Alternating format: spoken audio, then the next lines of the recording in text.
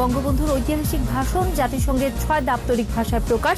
৭ই মার্চের মাহেন্দ্রক্ষণ উদযাপনের সিদ্ধান্ত। বিএনপির ৭ই মার্চের কর্মসূচি রাজনৈতিক ভণ্ডামি বললেন ওবায়দুল কাদের।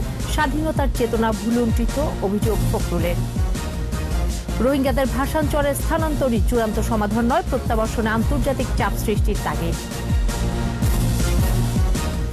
আন্দোলন দমাতে মিয়ানমারের সামরিক জান্তার নতুন কৌশল, রাতে বিদ্যুৎ সরবরাহ বন্ধ।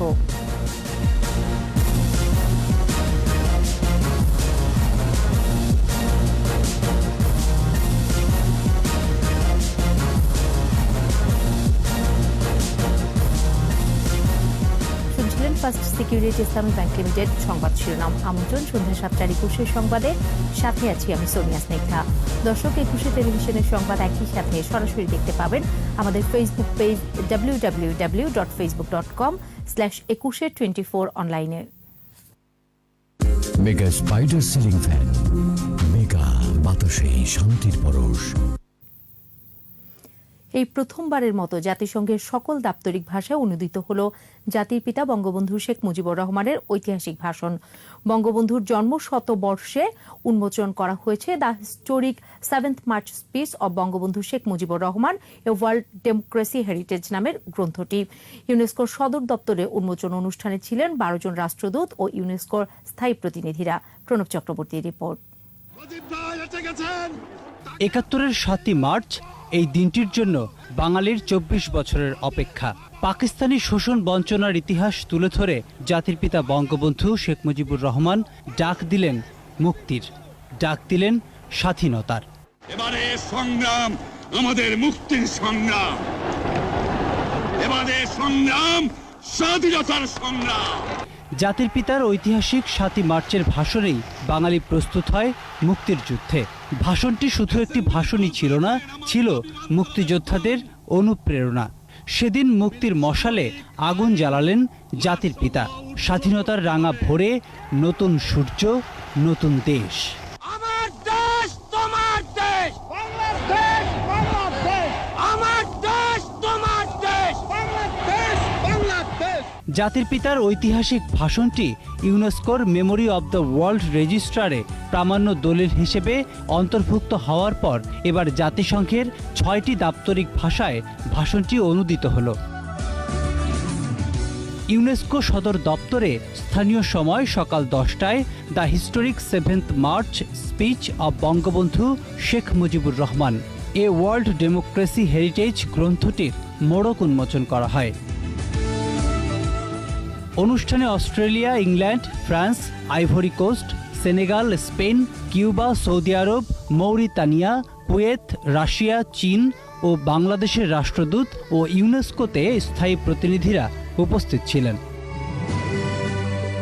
অনুষ্ঠানে বক্তারা বলেন, ঐতিহাসিক ভাষণটিই ছিল স্বাধীনতার ঘোষণা। গ্রন্থটিতে বাংলাদেশের রাষ্ট্রপতি, প্রধানমন্ত্রী ছাড়াও পররাষ্ট্রমন্ত্রী ও শিক্ষামন্ত্রীর বিশেষ বাণী অন্তর্ভুক্ত করা হয়েছে। প্যারিসে বাংলাদেশ দূতাবাস ও ইউনেস্কোতে বাংলাদেশের স্থায়ী মিশন ৭ই মার্চ উদযাপন উপলক্ষে ৩ দিনের কর্মসূচির প্রথম দিন ছিল শুক্রবার। প্রণব চক্রবর্তী, ২১ টেলিভিশন, ঢাকা। এবারের ঐতিহাসিক ৭ই মার্চে প্রথমবারের মতো পালিত হবে জাতীয় দিবস হিসেবে। সংস্কৃতি বিষয়ক মন্ত্রণালয়ের সংবাদ সম্মেলনে আরও জানানো হয়, দিবসটি পালনে জাতীয় পতাকা উত্তোলন করতে হবে। ১৯৭১ সালের ৭ই মার্চ বিকাল ৩টা ১৮ থেকে ২০ মিনিটের মধ্যে বঙ্গবন্ধুর ভাষণ প্রদানের ঘণ্টি স্মরণে দেশজুড়ে এ সময় বাজানো হবে সেই কালজয়ী ভাষণ। রিপোর্টে আরও জানাচ্ছেন মোহাম্মদ নুরুন নবী। বঙ্গবন্ধু ও বাংলাদেশ অভিন্ন সত্তা, সমার্থক শব্দ। এবং তোমাদের যা কিছু আছে তাই নিয়ে প্রস্তুত থাকো। ৭ই মার্চের ভাষণ কোনো সাধারণ জনসভার ভাষণ ছিল না, ছিল স্বাধীনতার মন্ত্রে উজ্জীবিত বাঙালি জাতিকে মুক্তির লড়াইয়ে অংশ নেবার চূড়ান্ত আহ্বান। তোমাদের যা কিছু আছে তাই নিয়ে শত্রুর মোকাবেলা করতে হবে। কি ছিল না এই ভাষণে? মুক্তিযুদ্ধের সর্বাত্মক প্রস্তুতির নির্দেশনা আর প্রকৃত অর্থেই বাঙালির স্বাধীনতার ঘোষণা। জয় বাংলা। বিশ্বের সবচেয়ে বেশি শোনা ভাষণটিকে এরই মধ্যে বৈশ্বিক প্রামাণ্য দলিল হিসেবে ঘোষণা করেছে UNESCO. That this inscription will be a source of pride and unity, of shared values and confidence in the future. স্বাধীনতার সুবর্ণ জয়ন্তী পালন করছে জাতি, তাই ঐতিহাসিক ৭ই মার্চ পালনে এবার বেশি গুরুত্ব দিচ্ছে সরকার। উল্লেখ্য, জাতির পিতা বঙ্গবন্ধু শেখ মুজিবুর রহমানের জন্ম শতবর্ষ মুজিব বর্ষে ঐতিহাসিক ৭ই মার্চ প্রথমবারের মতো জাতীয় দিবস হিসেবে উদযাপন করা হচ্ছে। সূর্যোদয়ের লগ্নে ধানমন্ডি ৩২-এ জাতির পিতার প্রতিকৃতিতে পুষ্পস্তবক অর্পণ সহ দিবসটি উপলক্ষে দেশ জুড়ে থাকছে নানা আয়োজন। কিন্তু সেই লক্ষ মানুষের সমাগম কোভিডের কারণে অসম্ভব বলে আমাদেরকে সেটা কষ্টের সাথে বিসর্জন দিতে হয়েছে। মাননীয় প্রধানমন্ত্রীর উপস্থিতিতে যখন ভাষণটা প্রচার হবে তখন শুধু ভাষণটাই প্রচার হবে। আমরা একদম ওই 50 বছর আগের মহেন্দ্রক্ষণের কাছাকাছি থাকার চেষ্টা করছি। ৭ই মার্চের ভাষণের মহেন্দ্রক্ষণে দিবসের কেন্দ্রীয় আয়োজনে অনলাইনে যুক্ত থাকবে শিক্ষার্থীরা। অন্যান্য অতিথিগণ অনলাইনে উপভোগ করবেন। অনুষ্ঠানে ঐতিহাসিক ৭ই মার্চের ভাষণ প্রচার করা হবে এবং ডোকু ড্রামা সহ মনোজ্ঞ সাংস্কৃতিক অনুষ্ঠান পরিবেশিত হবে। মোহাম্মদ নুরুন নবী, ২১শে টেলিভিশন, ঢাকা। করোনা মহামারীর কারণে ঐতিহাসিক ৭ই মার্চে এবার জয় বাংলা কনসার্ট হচ্ছে না। আগামী বছর আরো বড় ও সরবভাবে এই কনসার্ট হবে বলে জানিয়েছেন আয়োজক প্রতিষ্ঠান সিআরআই এর ট্রাস্টি বঙ্গবন্ধুর দৌহিত্র রাদওয়ান মুজিব সিদ্দিক। ফেসবুক পোস্টে তিনি আরো জানান, এবার হবে স্মৃতিরোমন্থন। সপ্তাহ জুড়ে অনলাইনে দেখানো হবে বিগত কনসার্টগুলোর অংশবিশেষ। ২০১৫ সাল থেকে প্রতি বছর বঙ্গবন্ধুর ৭ই মার্চের ঐতিহাসিক ভাষণের দিনে আওয়ামী লীগের গবেষণা প্রতিষ্ঠান সিআরআই আয়োজনে ও ইয়াং বাংলার তত্ত্বাবধানে রাজধানীতে আর্মি স্টেডিয়ামে কনসার্টটি হয়ে আসছিল। গত বছর প্রথমবারের মতো চমক হয়ে কনসার্ট দেখতে এসেছিলেন বঙ্গবন্ধুর দুই কন্যা প্রধানমন্ত্রী শেখ হাসিনা ও শেখ রেহানা।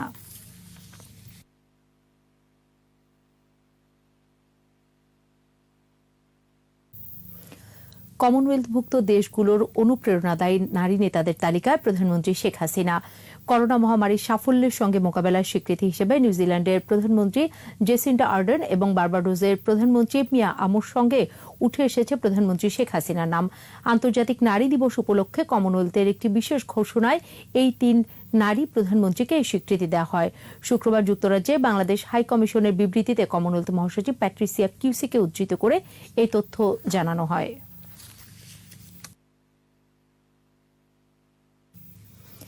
৭ই মার্চ ও স্বাধীনতার সুবর্ণ জয়ন্তী ঘিরে বিএনপির কর্মসূচি সাম্প্রদায়িক গোষ্ঠীর সাথে আঁতাত এবং তাদের রাজনৈতিক ভণ্ডামি, বলেছেন আওয়ামী লীগের সাধারণ সম্পাদক সেতুমন্ত্রী ওবায়দুল কাদের। বঙ্গবন্ধু এফিনিউয়ে সম্পাদক মণ্ডলীর সভায় তিনি বলেন, জনগণের সমর্থন হারিয়ে ভোটে ব্যর্থ বিএনপি এখন নির্বাচন কমিশনের উপর দায় চাপাচ্ছে।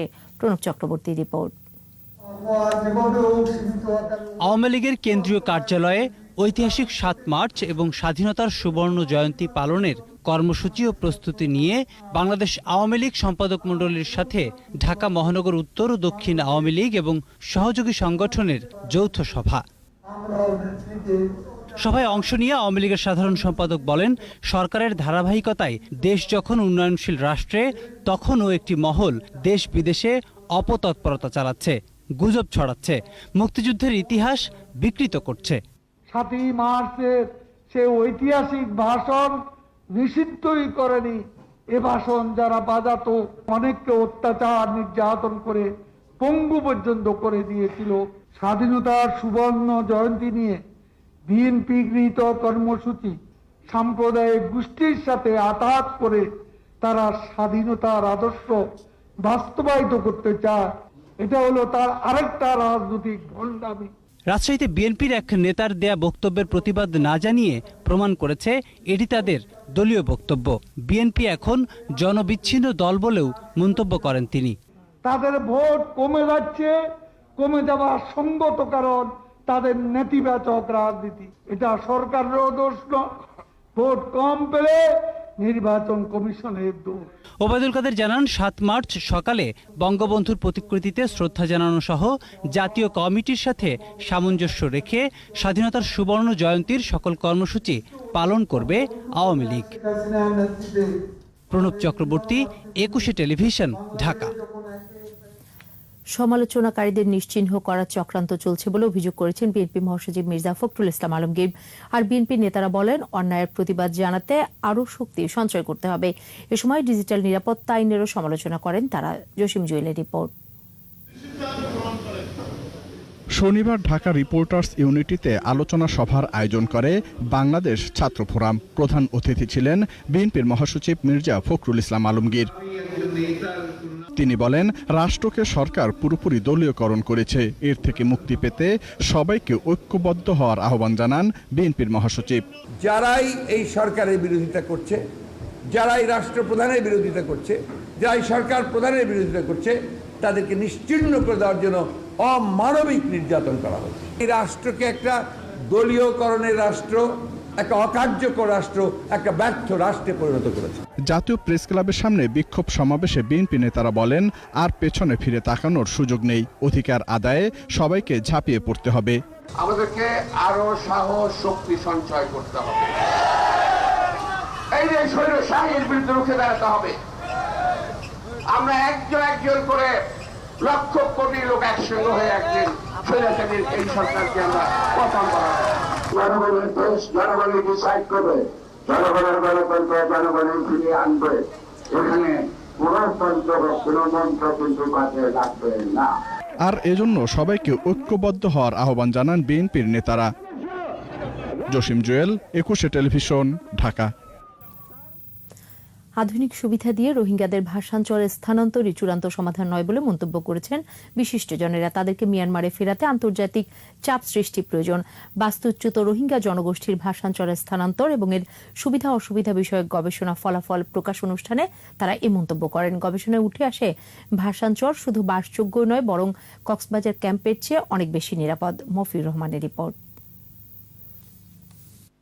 আধুনিক সুযোগ সুবিধা নিশ্চিত করে মিয়ানমারের বাস্তুচ্যুত রোহিঙ্গাদের সম্প্রতি কক্সবাজার ক্যাম্প থেকে ভাষাঞ্চলে স্থানান্তর করা হচ্ছে। ভাষাঞ্চল নিয়ে দেশি বিদেশি বিভিন্ন মহলের সমালোচনার প্রেক্ষিতে ঢাকা বিশ্ববিদ্যালয় শান্তি ও সংঘর্ষ অধ্যয়ন বিভাগের অধ্যাপক ড রফিকুল ইসলামের নেতৃত্বে গবেষণা পরিচালনা করে central foundation for international and strategic studies. Dhaka বিশ্ববিদ্যালয়ের সিনেট ভবনে গবেষণার ফলাফল তুলে ধরা হয়। চরটি পূর্ব পশ্চিম ও উত্তর দক্ষিণে 8 ও 9 কিলোমিটার বিস্তৃত। দ্বীপটিকে টেকসই করতে 9 ফুট উঁচু বাঁধ সহ 3 স্তরের দুর্যোগ নিরাপত্তা ব্যবস্থা নেওয়া হয়েছে। বিশ্লেষকরা বলছেন, রোহিঙ্গাদের কারণে কক্সবাজারের শ্রমবাজার এরই মধ্যে অনেকটাই নষ্ট হয়েছে। অন্যদিকে ভাষাঞ্চলে রোহিঙ্গাদের মৌলিক চাহিদা নিশ্চিতে প্রয়োজনীয় ব্যবস্থা করা হয়েছে। Their wages are lower than the local Bengali person. So in the market, the daily necessity products, their cost is also going up because the Rohingyas can afford, and the local Bengalis, they are suffering. Their schools were taken for the camps. গবেষণা প্রতিষ্ঠানের প্রধান জানান, 2017 সালে বিপুল পরিমাণ রোহিঙ্গা বাংলাদেশে আসে। তাৎক্ষণিকভাবে তাদের থাকার জন্য কক্সবাজারের বিভিন্ন পাহাড়ে অস্থায়ী ক্যাম্প করা হয়।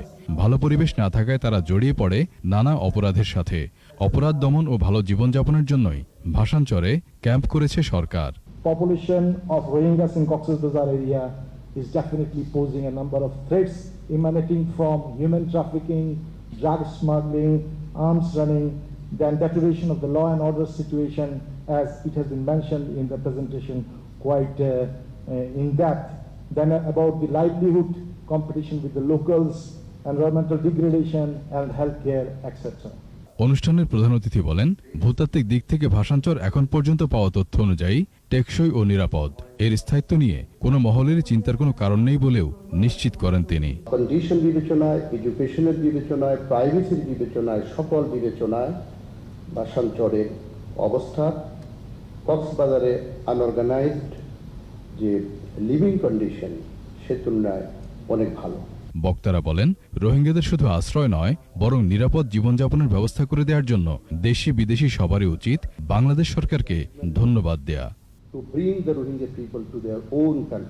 মফিউর রহমান, 21 টেলিভিশন, ঢাকা। মিয়ানমার পরিস্থিতি। মিয়ানমারে গণতন্ত্রপন্থীদের আন্দোলন দমাতে বড় বড় শহরগুলোতে বিদ্যুৎ সংযোগ বিচ্ছিন্ন করে দিয়েছে সেনা সরকার। তবে সরকারি সংস্থাগুলো বলছে, ব্যবস্থাপনায় বিপর্যয় ঘটায় এই পরিস্থিতি তৈরি হয়েছে। এদিকে সামরিক শাসন বিরোধী বিক্ষোভ হয়েছে গেল রাতেও। এ সময় আইন শৃঙ্খলা বাহিনীর গুলিতে একজন নিহত হয়। আর মিয়ানমারের সেনা পরিচালিত 5টি চ্যানেল বন্ধ করে দিয়েছে ইউটিউব কর্তৃপক্ষ। রিপোর্ট আজহারুল ইসলামের। সামরিক অভ্যুত্থানের পর চলমান বিক্ষোভ দমাতে এবার ভিন্ন পথে হাঁটছে মিয়ানমারের সামরিক জান্তা। দেশটির অধিকাংশ অঞ্চলে বিদ্যুৎ সরবরাহ বিচ্ছিন্ন করে দিয়েছেন তারা। তবে ইয়াঙ্গুন বিদ্যুৎ সরবরাহ কর্পোরেশনের পক্ষ থেকে বলা হয়েছে, ব্যবস্থাপনায় বিপর্যয় ঘটার কারণে দেশ জুড়ে বিদ্যুৎ বিভ্রাট চলছে। এদিকে শুক্রবার মিয়ানমারের দ্বিতীয় বৃহত্তম শহর মান্দালয়ে বিক্ষোভকারীদের উপর আবারও গুলি চালিয়েছে পুলিশ। নিহত হয়েছেন একজন। তবে ঠেকানো যাচ্ছে না অভ্যুত্থান বিরোধী আন্দোলনকারীদের। সকাল থেকেই তারা জড়ো হয়েছেন বিভিন্ন সড়কে। অপরদিকে মিয়ানমারের সামরিক বিরোধী আন্দোলনটি বিভিন্ন সামাজিক যোগাযোগ মাধ্যমে ছড়িয়ে পড়ছে। কমিউনিটি গাইডলাইনের আওতায় এবার চলমান সহিংসতার মধ্যেই দেশটির সেনাবাহিনী পরিচালিত 5টি চ্যানেল সরিয়ে নিয়েছে ইউটিউব। আজহারুল ইসলাম, 21 টেলিভিশন। নিচ্ছি প্রিমিয়ার ব্যাংক লিমিটেড সংবাদ বিরতি। নো মাস্ক নো সার্ভিস বিধি মেনে চলুন, সুস্থ থাকুন। যখন ফিরছি তখন অন্যান্য খবরের সঙ্গে আরও থাকবে। জিয়ার খেতাব বাতিলের সিদ্ধান্ত হয়নি, সুপারিশ করা হয়েছে, জানালেন মুক্তিযুদ্ধ মন্ত্রী। 3 দিন পর কমল করোনার সংক্রমণ, 24 ঘন্টায় আরও 10 জনের মৃত্যু।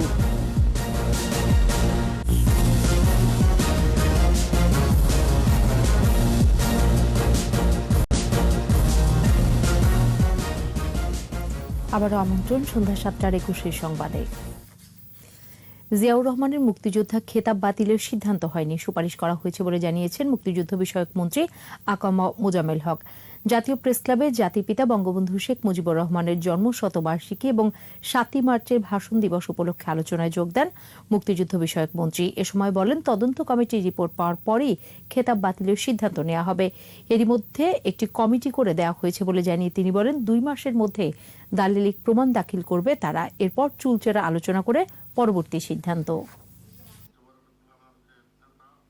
যে আমরা বাতিল করি নাই, বাতিল করার জন্য সিদ্ধান্ত হয়েছে, মানে সিদ্ধান্ত হয়েছে যে তার ইনকোয়ারি তদন্ত কমিটি করে তদন্ত রিপোর্ট প্রাপ্তির পরে সেগুলো বিশ্লেষণ করে আমরা সিদ্ধান্ত নেব। কারাগারে লেখক মুশতাক আহমেদের মৃত্যুর ঘটনায় সামাজিক যোগাযোগ মাধ্যমে অপপ্রচার বন্ধে নেতাকর্মীদের সোচ্চার থাকার আহ্বান জানিয়েছেন তথ্যমন্ত্রী ডক্টর হাসান মাহমুদ। চট্টগ্রাম প্রেস ক্লাবে চট্টগ্রাম উত্তর জেলা আওয়ামী লীগ আয়োজিত আলোচনায় তিনি আহ্বান জানান। এ সময় ঐতিহাসিক 7ই মার্চের ভাষণ মেনে নেয়ার বিএনপিকে সাধুবাদ জানান তথ্যমন্ত্রী। মুক্তিযুদ্ধের সব ইতিহাস মেনে নিতে দলটির প্রতি আহ্বানও জানান ডক্টর হাসান মাহমুদ। জামিন কেন পাননি সেটা কোর্ট বলতে পারবে। জামিন দেওয়ার এখতিয়ার কোর্টের। গুজব ছড়াচ্ছিলেন একটি পেজ থেকে, সেই কারণে তাকে গ্রেপ্তার করা হয়েছিল এবং তার মৃত্যুটা স্বাভাবিক মৃত্যু, তদন্তে বেরিয়ে এসছে। যদিও এই মৃত্যুতে আমরা ব্যথিত এবং কারাগারের মধ্যে মৃত্যু অনভিপ্রেত অবশ্যই। আবারও বাড়ছে করোনায় মৃতের সংখ্যা। গেল 24 ঘন্টায় মারা গেছেন 10 জন। এ পর্যন্ত মৃতের সংখ্যা 8,451। স্বাস্থ্য অধিদপ্তরের সবশেষ তথ্যে জানানো হয়, একদিনে 13,082 জনের নমুনা পরীক্ষা, শনাক্তের সংখ্যা 540। টানা 3 দিন পর কমল সংক্রমণের সংখ্যা। মোট শনাক্ত 5,49,724। নতুন 822 জন সহ সুস্থ 5,19,066। করোনায় দৈনিক সংক্রমণের হার 4.13%। দেশে এখন পর্যন্ত করোনা পরীক্ষা হয়েছে 40 লাখের বেশি।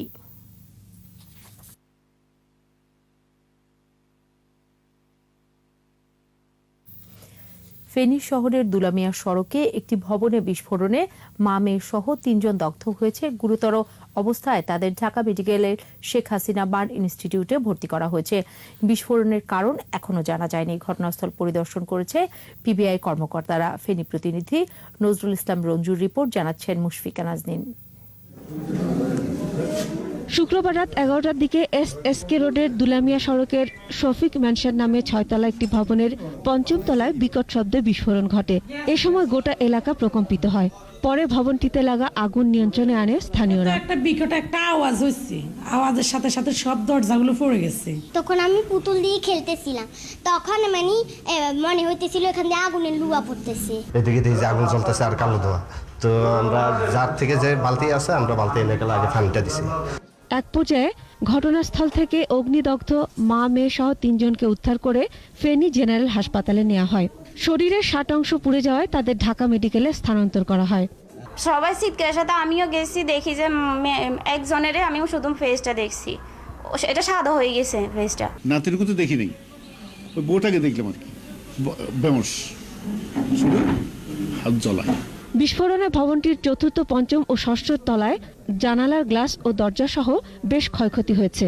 বিকট শব্দে দরজা যখন পড়ে গেছে, সামনে আসি দেখতে পাচ্ছি যে দরজা তিনটাই পড়ে গেছে। আমি আসার পর দেখতেছি এই দরজাগুলা ভাঙ্গা, গিরিলগুলা ভাঙ্গা, সব এলোমেলো হয়ে আছে। ইতিমধ্যে ঘটনাস্থল পরিদর্শন করেছে ঢাকা থেকে যাওয়া সিআইডি ও পিবিআই এর স্পেশাল বিশেষজ্ঞ দল সহ আইন শৃঙ্খলা বাহিনীর সদস্যরা। এদিকে আলামত সংগ্রহ করে তদন্তের পর আইনগত ব্যবস্থা নেওয়া হবে বলে জানান পুলিশ সুপার।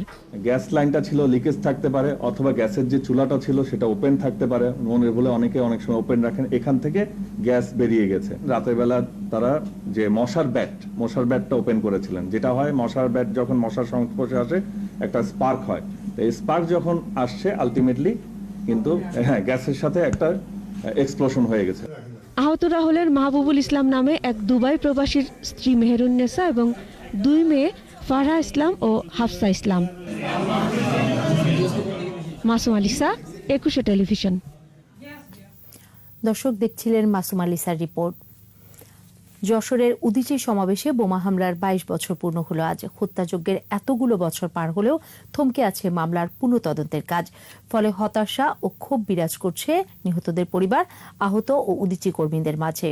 যশোর প্রতিনিধি শিকদার খালিদের প্রতিবেদন, জানাচ্ছেন মুশফিকা নাজনীন। 1999 সালের 6 মার্চ যশোরের টাউন হল মাঠে চলছিল উদীচীর দ্বাদশ জাতীয় সম্মেলনের সমাপনী অনুষ্ঠান। গভীর রাতে হঠাৎ মঞ্চের দুপাশে ঘটে বিস্ফোরণ। এই ঘটনায় নিহত হন 10 জন, আহত হন 250, যাদের অধিকাংশই এখন পঙ্গু। 22টা বছর পার হয়ে যাওয়ার পর আজ পর্যন্ত আমরা বিচার কি জিনিস শুনতে পারিনি, দেখতে পারিনি। বিভীষিকাময় এই ঘটনার সাথে জড়িতদের শনাক্ত ও বিচার না হওয়ায় হতাশ হতাহতদের পরিবার। ভাই মারা গেছে, কষ্টটা আমাদেরই, এটা আমরা বলে বোঝাতে পারবো না। আমরা মাননীয় প্রধানমন্ত্রীর কাছে এর বিচার চাই। এই ঘটনায় 2টি মামলা হলেও সিআইডি ত্রুটিপূর্ণ চার্জশিটের কারণে 2006 সালের 30 মে আদালত থেকে খালাস পেয়ে যান মামলার সব আসামি। উচ্চ আদালতে আপিল করলে মামলাটি পুনরুজ্জীবিত হলেও আটকে আছে আইনের বেড়াজালে। বর্তমান আমাদের যে অ্যাটর্নি জেনারেল মহোদয়ের সাথে আমি যোগাযোগ করেছি এবং উনি আমাকে কথা দিয়েছে যে আপিল দ্রুত নিষ্পত্তি করবেন বলে উনি আমাকে আশাবাদ ব্যক্ত করেছেন। নৃশংস এই হামলায় কুশীলবদের ষড়যন্ত্র এখনো রয়েছে অব্যাহত বলেন সাংস্কৃতিক কর্মীরা। এটা খালি উদীচী সংগঠনগতভাবে যে আমাদের উপর হামলা হয়েছে আমরা তা মনে করি না। আমরা মুক্তিযুদ্ধের মধ্য দিয়ে যে অর্জন, মুক্তিযুদ্ধের মধ্য দিয়ে যে অসাম্প্রদায়িক চেতনা, সেইটার উপরে আঘাত করা, সম্মিলিতভাবে প্রচেষ্টা করতে পারি, সেটা আমরা করে যাচ্ছি 22 বছর ধরে। কিন্তু এর প্রতিফলন যেটা অ্যাকচুয়ালি দেখার বিষয়, সেটা আসলে সরকারের হাতেই। বর্তমানে মামলাটি উচ্চ আদালতে বিচারাধীন। 23 আসামির মধ্যে 3 জনের মৃত্যু হয়েছে, বাকিরা জামিনে। মুশফিকা নাজনীন, 21 টেলিভিশন। নারীর প্রতি সহিংসতা বন্ধে সকলকে সমন্বিতভাবে কাজ করার আহ্বান জানিয়েছেন ওয়ার্কার্স পার্টির সভাপতি রাশেদ খান মেনন এমপি। বিকালে রাজধানীর তোপখানা রোডে নারী দিবস উপলক্ষে আলোচনায় তিনি আরো বলেন, বিশ্বের সঙ্গে তাল মিলিয়ে বাংলাদেশের নারীরা এগিয়ে যাচ্ছে। সরকারি বেসরকারি সব জায়গাতেই নারীরা অংশগ্রহণ করছে। আলোচনা বক্তারা বলেন, ভাষা আন্দোলন, মহান মুক্তিযুদ্ধ সহ স্বাধিকার আন্দোলন সংগ্রামে নারীদের অগ্রণী ভূমিকা মাইল ফলক তৈরি করেছে।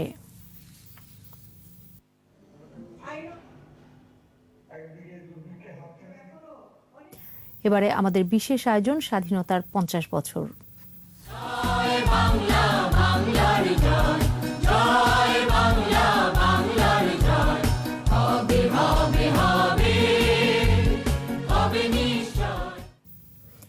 স্বাধীনতার 50 বছরে কিছু প্রচেষ্টা থাকলেও মুক্তিযুদ্ধ নিয়ে খুব একটা গবেষণা নেই। মুক্তিযোদ্ধা গবেষক অবসরপ্রাপ্ত লেফটেন্যান্ট কর্নেল সাজ্জাদ আলী জহির বীর প্রতীক বলেন, প্রতিটি গ্রামে মুক্তিযুদ্ধের একটা ঘটনা আছে যা এখনো গবেষণায় উঠে আসেনি।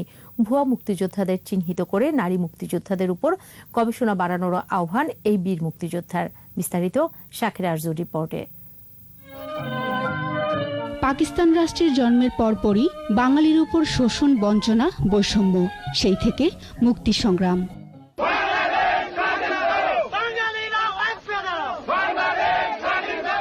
মুক্তিকামী বাঙালিকে স্বাধীনতার পথে নিয়ে যান জাতির পিতা বঙ্গবন্ধু শেখ মুজিবুর রহমান।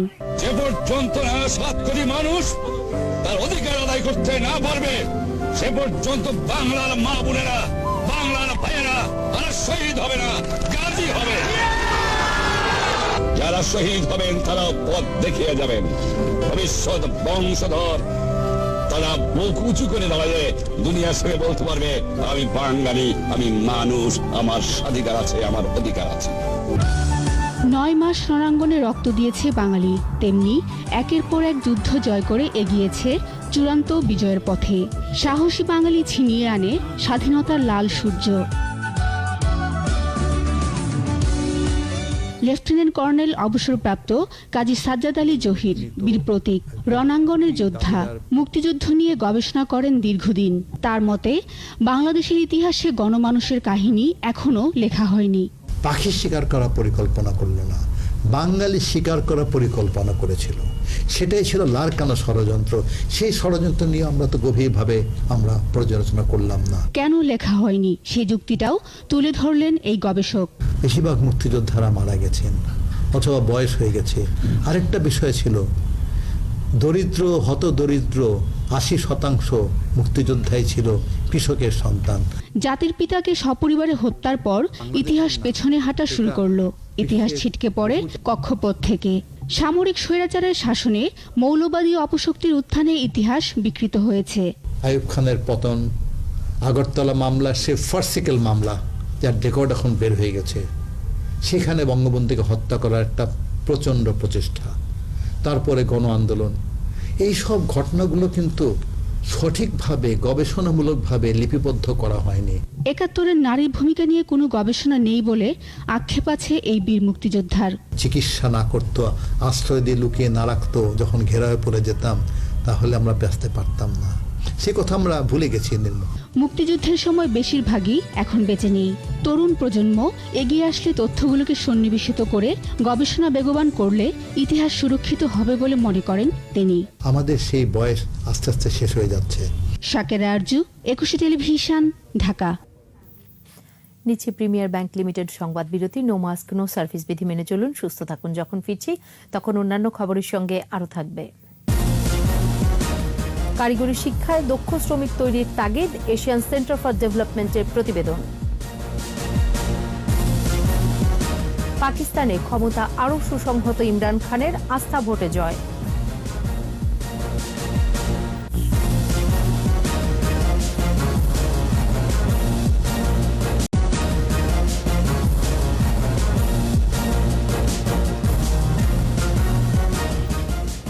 আবারও আমন্ত্রণ সন্ধ্যা 7টার 21 সংবাদে।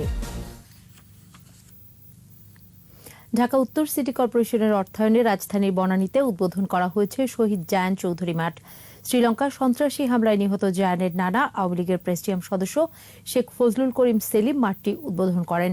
ঢাকা উত্তর সিটি কর্পোরেশনের মেয়র আতিকুল ইসলামের সভাপতিত্বে উদ্বোধনী অনুষ্ঠানে বিশেষ অতিথি ছিলেন শহীদ জায়ান চৌধুরীর দাদা মতিনুল হক চৌধুরী ও বাবা মশিউল হক চৌধুরী এবং যুবলীগের চেয়ারম্যান শেখ ফজলে শামস পরশ, ঢাকা দক্ষিণ সিটির mayor barrister Sheikh Fazle Noor Taposh, FBCCI সভাপতি শেখ ফজলে ফাহিম।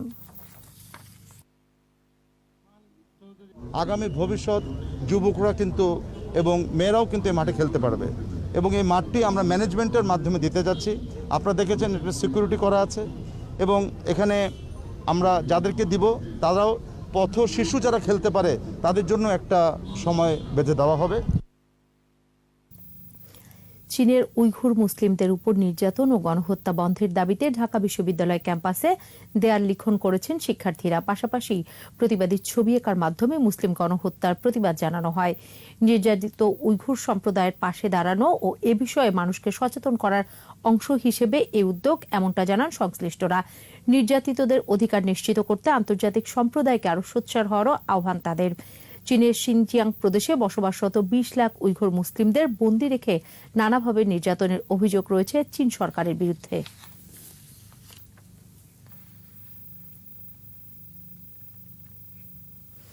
এবারে ব্যবসা বাণিজ্যের খবর।